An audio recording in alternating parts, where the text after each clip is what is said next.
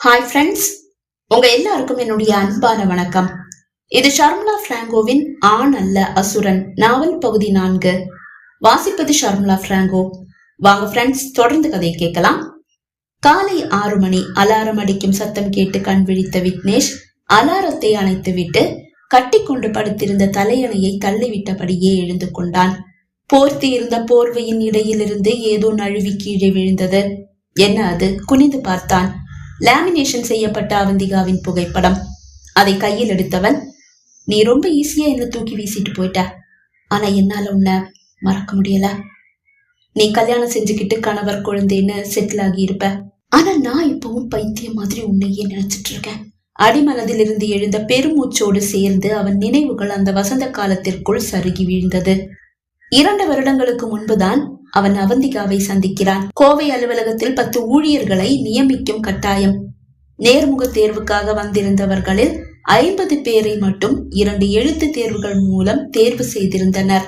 இன்னும் 40 பேரை களைய வேண்டும். கார்த்திகேயனும் விக்னேஷும் சேர்ந்து நேர்முக தேர்வை நடத்த 4-5 பேருக்கு பிறகு அறைக்குள் நுழைந்த அவந்திகாவை கண்டதும் விக்னேஷின் மனம் சருகி அவள் பாதத்தில் வீழ்ந்து விட்டது. ஆனால் அப்போதே பெண்கள் மீது கார்த்திகேயனுக்கு நல்ல அபிப்பிராயம் எதுவும் இருக்கவில்லை.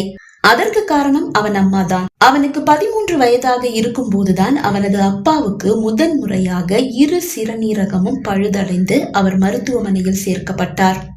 அந்த நேரத்தில் அப்பாவின் அருகில் இருந்து அப்பாவை பார்த்து கொள்ள வேண்டிய அம்மா தன் அம்மாவுக்கு உடம்பு சரியில்லை என்று கூறி அவரது வீட்டிற்கு சென்று விட்டார். வீட்டிற்கு செல்லும் முன் அவரை பக்கத்திலேயே இருந்து பாத்துக்கங்க என்று வேலையாட்களிடம் கூறிவிட்டுதான் சென்றார். கார்த்திக் விக்னேஷை கூட தன்னோடு அழைத்து செல்லாத அம்மா அவர்களையும் வேலையாட்களிடம் ஒப்படைத்து விட்டுதான் சென்றார். ஒரு டோனர் கிடைக்க அப்பாவுக்கு சிறுநீரகம் மாற்றி வைக்கப்பட்டது. அப்பாவின் அறுவை சிகிச்சை முடிந்த பிறகும் அம்மா அப்பாவை பார்க்க வரவில்லை. அப்பா வீடு திரும்பிய பிறகுதான் வீடு வந்து சேர்ந்தவர் ஏதோ அவர் மீது அக்கறை இருப்பது போன்று அவரை விழுந்து விழுந்து கவனித்தார். அதுவரை அப்பாவை வேலையாட்கள் தான் பார்த்து கொண்டனர். ஏன் என்று தெரியவில்லை. அம்மா வீட்டில் இருக்கும் போதே வீட்டில் எந்த ஒரு பெண் வேலையாட்களும் இருக்கவில்லை. ஆனால் இப்போது பெண்கள் மீது நம்பிக்கை இல்லாததால் தான் அவர்களது வீட்டிற்கு வேலை தேடி வரும் எந்த ஒரு பெண்ணையும் வீட்டு வேலைக்கு விக்னேஷும் கார்த்திகேயனும் வைத்துக் கொள்வதில்லை. அப்பாவுக்கு சிறுநீரகம் மாற்றி வைத்தாலும் ஒரே வருடத்தில் மாற்றி வைக்கப்பட்ட சிறுநீரகமும் செயலிழக்க உங்க கூட என்னால வாழ முடியாதுங்க. இந்த 1 வருஷம் உங்க கூட வாழ்ந்ததே பெரிய விஷயம். நான் எங்க அம்மா வீட்டுக்கே போறேன் என்று கூறிவிட்டு அம்மா அவரது வீட்டிற்கு சென்று விட்டார். உங்க பசங்களை வசதி இல்லாத என்னுடைய அண்ணனால பாத்துக்க முடியாது, என்னாலேயும் முடியாது. உங்க பிள்ளைங்களை நீங்களே பாத்துக்கங்க என்று கூறி அவர்களையும் அம்போ என்று விட்டு சென்று விட்டார். முதன்முறை அப்பாவுக்கு உடல்நிலை சரியில்லாத போது அம்மா அவரது வீட்டிற்கு சென்று விட்டதாலேயே கார்த்திகேயனும் சரி விக்னேஷும் சரி அம்மாவை வெறுக்க ஆரம்பித்து விட்டனர். இப்போது அப்பாவும் அம்மாவை முழுமையாக தூக்கி எறிந்து விட்டார். ஒரு சாதாரண குடும்பத்து பெண்ணான அம்மாவை அப்பா காதலித்துதான் மணந்து கொண்டார். அப்பாவின் அப்பா அம்மா எதிர்த்தும் கேளாமல் அவர்களை எதிர்த்துதான் அம்மாவை திருமணம் செய்து கொண்டார் என்று அம்மாவே பல முறை கூறியதுண்டு. அது மட்டுமா, அம்மாவின் குடும்பம் வறுமையில் வாடிய போது வாடகை கொடுக்க கூட முடியாமல் தவித்துக் கொண்டிருந்த நேரத்தில் அவர்களுக்கு ஒரு வீடு வாங்கி கொடுத்து அம்மாவின் அண்ணனுக்கு வெளிநாடு செல்ல உதவியும் செய்தவர் அப்பாதான். அந்த நன்றி கூட அம்மாவுக்கு இல்லாமல் போனதுதான் அப்பாவின் மனதை காயப்படுத்தியது. ஆனாலும் தன் 2 பிள்ளைகளுக்காக வாழ வேண்டும் என்ற வெறி அப்பாவின் மனதில் இருந்ததால் தான் 2வது முறையும் ஒரு டோனர் கிடைக்க சிறுநீரகம் மாற்றி வைக்கப்பட்ட நிலையில் 7 ஆண்டுகள் உயிரை கையில் பிடித்துக் கொண்டு வாழ்ந்தவர் மீண்டும் சிறுநீரகம் பழுதடைய டோனர் கிடைக்காத நிலையில் மரணத்தை தழுவினார். ஆனால் அதற்குள் தன் 2 பிள்ளைகளுக்கும் வாழ்க்கை என்றால் என்ன, எப்படி வாழ வேண்டும், எப்படி தொழிலை நல்ல வழியில் வழி நடத்தி லாபத்தை ஈட்ட வேண்டும் என்பதையெல்லாம் கற்றுக் கொடுத்திருந்தார். அப்பாவின் இழப்பு அது ஈடுகட்ட முடியாததே. ஆனாலும் அப்பா கற்றுக் கொடுத்த பாடங்கள் அவர்களை தளர விடாமல் தாங்கி நிறுத்தியது. அம்மாவின் துரோகத்தால் அப்போதே பெண்களை வெறுக்க ஆரம்பித்திருந்த கார்த்திகேயன் அவந்திகா அறைக்குள் வந்த போது அவளை பொருட்படுத்தவே இல்லை. அதிகபட்சம் ஆண் ஊழியர்களையே தேர்வு செய்ய வேண்டும் என்ற நோக்கோடுதான் அவன் நேர்முக தேர்வை நடத்தி கொண்டிருக்கிறான். ஆனால் அவந்திகாவை கண்டதும் விழுந்து விட்ட விக்னேஷ் அவளை தன் செக்ரட்டரியாக தேர்வு செய்தான். அவள் வெளியே சென்றதும், அண்ணா, நீ அந்த பொண்ணு கிட்ட விழுந்துட்டேன்னு புரியுது. ஆனா நீ ஒரு விஷயத்த மறந்துடாத. காசு பணத்துக்கு ஆசைப்படாத எந்த பொண்ணும் கிடையாது. அதுக்காகவே உன்னுடைய காதலை ஏத்துக்கதான் வாய்ப்பு அதிகம். நீ ஜாக்கிரதையாயிரு என்று எச்சரித்தான். ஆனால் அவந்திகா ஒரு நல்ல குடும்பத்து பெண் என்று முதல் பார்வையிலேயே நம்பிய விக்னேஷ் தன் முடிவிலிருந்து பின்வாங்கவில்லை. ஆனாலும் சட்டென்று அவளிடம் தன் காதலை அவன் கூறவும் இல்லை. அவளை பற்றி நன்றாக புரிந்து கொண்ட பிறகு காதலை தெரிவிக்கலாம் என்று அவன் பொறுமை காத்தான். ஆனால் அவந்திகாவுக்கும் முதல் பார்வையிலேயே விக்னேஷை பிடித்து விட்டது என்று அவளது ஒவ்வொரு செயலும் அவனுக்கு உணர்த்தியது. அவன் அறியாமல் அவனை ரசிப்பது, தேவையில்லாத தேவையை கூறிக்கொண்டு அவனது அறைக்கு அடிக்கடி வருவது, சந்தேகங்கள் கேட்பது போல் சந்தேகம் கேட்பது, அவன் அதை தெளிவுபடுத்தும் போது அவனையே வைத்த கண் வாங்காமல் பார்ப்பது, இதையெல்லாம் அவன் அறியாமல் இல்லை. ஆனாலும் கார்த்திகேயன் எச்சரித்ததால் அவளை பற்றி நன்கு அறிந்த பிறகுதான் அடுத்த அடியை எடுத்து வைப்பது என்ற முடிவில் இருந்தவன் இந்த நிறுவனத்தின் உரிமையாளர் கார்த்திகேயன் தான். தான் ஒரு மேனேஜர் மட்டுமே. கார்த்திகேயன் தன் சித்தப்பா மகன், அதனால் தான் அவனை பெயர் சொல்லி அழைக்கிறேன் என்றெல்லாம் அவந்திகாவிடம் கூறியிருந்தான். இதெல்லாம் ஏன் சார் என்கிட்ட சொல்றீங்க? அவள் கேட்க, ஏதோ கார்த்திக் அவனுடைய பெரிய மனசுக்கு பெரியப்பா மகனான என்ன அண்ணான்னு கூப்பிடுறதையும் இந்த கம்பெனி ஓனர் மாதிரி நடத்துறதையும் பார்த்துட்டு மத்த ஊழியர்கள் மாதிரி நீங்களும் என்ன ஓனர்னு நினைச்சு ஊதிய உயர்வெல்லாம் கேட்டுடக்கூடாது பாருங்க, அதுதான் உண்மையை உங்களுக்கு புரிய வைக்கிறேன் என்று கூறி சமாளித்தான்.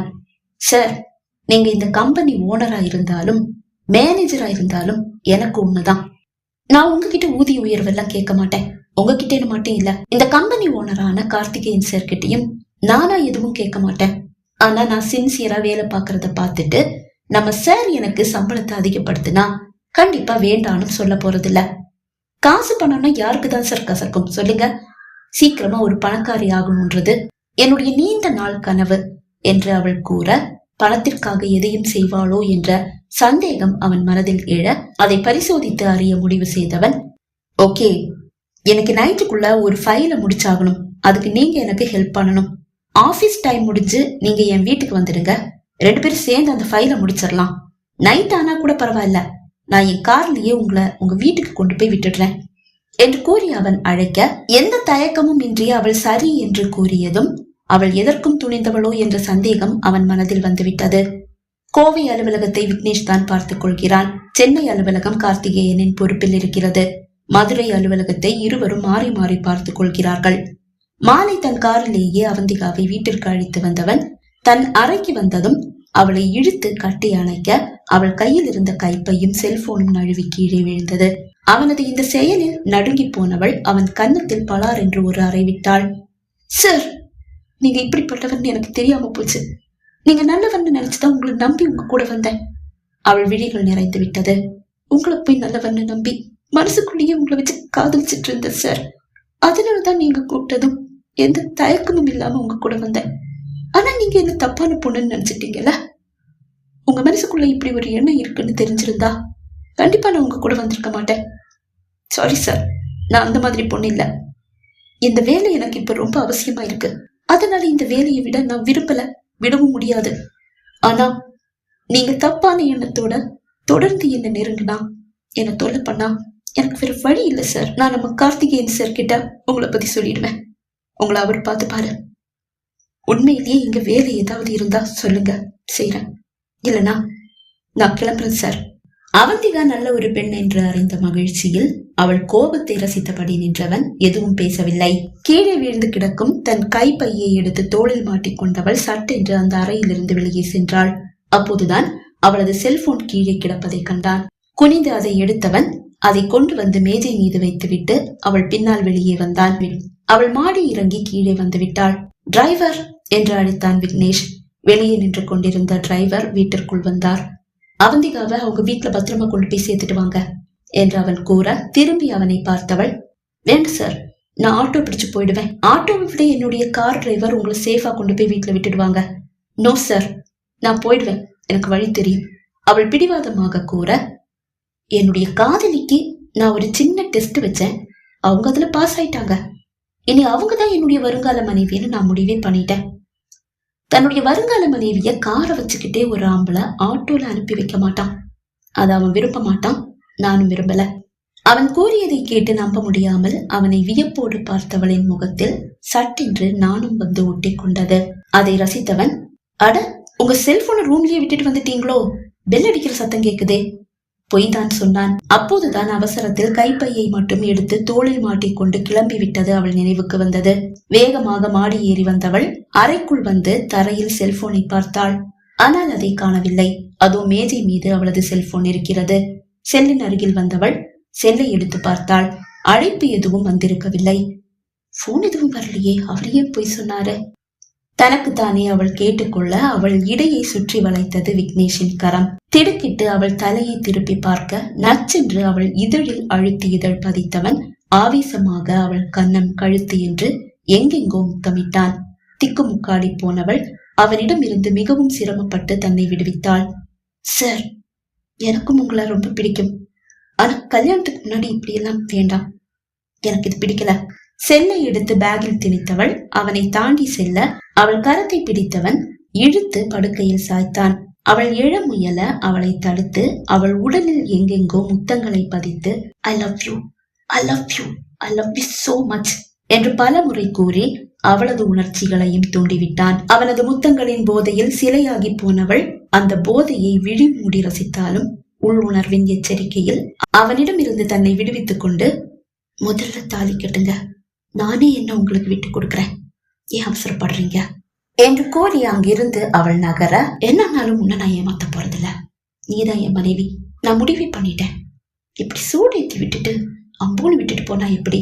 கை நீட்டி அவளை பிடிக்க அவன் முயல சட்டென்று விலகியவள் சாரி, வந்து என் வீட்டுல பொண்ணு கேளுங்க, தாலியை கட்டுங்க, அதுக்கப்புறம் தான் எல்லாம். ஆனால் அவன் மீண்டும் அவளை எட்டி பிடிக்க முயல நோ சார், கல்யாணத்துக்கு முன்னாடி கண்டிப்பா நான் உங்ககிட்ட சிக்க மாட்டேன், என்ன நீங்க தொடணும்னா அதுக்கு ஏன் அனுமதி வேணும் என்று கூறியவள் பாய் என்று கையசைத்து விட்டு அந்த அறையிலிருந்து வேகமாக வெளியே வந்தாள். பகுதி 4 நிறைவடைந்தது. பகுதி 5 உங்களை சந்திக்கும் வரை விடைபெறுகிறேன். நன்றி, வணக்கம்.